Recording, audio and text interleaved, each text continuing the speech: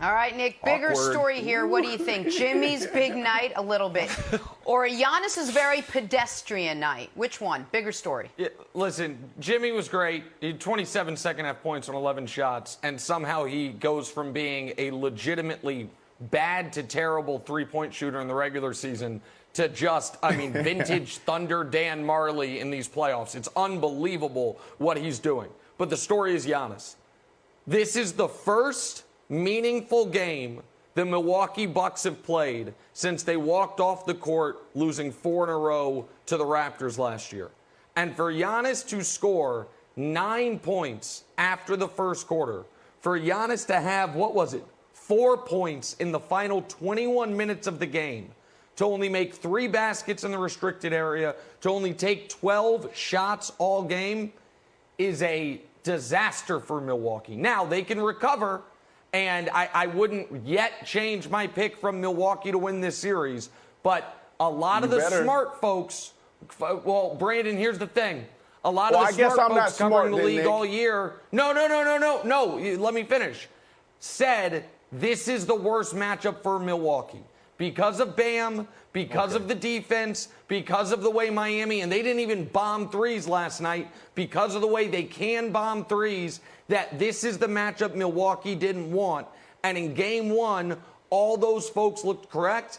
And as tight as your collar is in that gorgeous suit you're wearing, Brandon, the only tighter collar this morning is Mike Budenholzer. Because Coach Bud, I feel like his music is playing, and that ain't great music for his teams in the postseason, Brandon.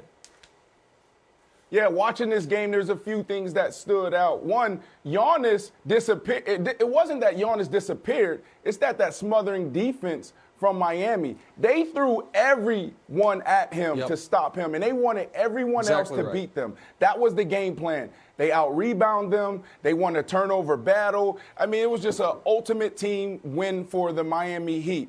2 things jumped out for me.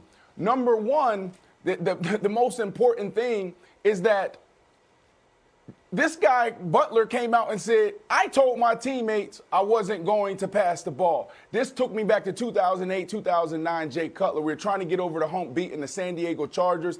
They just had our number. They had LT.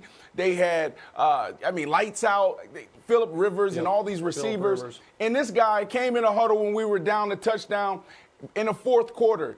He said, guys, we're going to drive down and score. We're going to score. And then we're also going to go for the 2-point conversion to win the game. We're not going to kick a field goal. And the thing that happened in that moment was it put everyone at ease. When you have a guy with that type of confidence come into your huddle and say, guys, this is what's going to happen. I live for this moment. I thrive for this moment. It put everyone at ease, including the coaches in the huddle. So I love this from Jimmy Butler. The second thing, of course they were going to win the game. They have beat the Bucks 3 times this year. There's not another team that beat the Bucks twice. So, of course, the Miami Heat is going to win this game. This is a terrible matchup for the Bucks, like you said, Nick. Thanks for watching. Subscribe here to get the latest from the show. Also, be sure to check out more of the best clips from First Things First, or go watch a few segments from our other shows on FS1.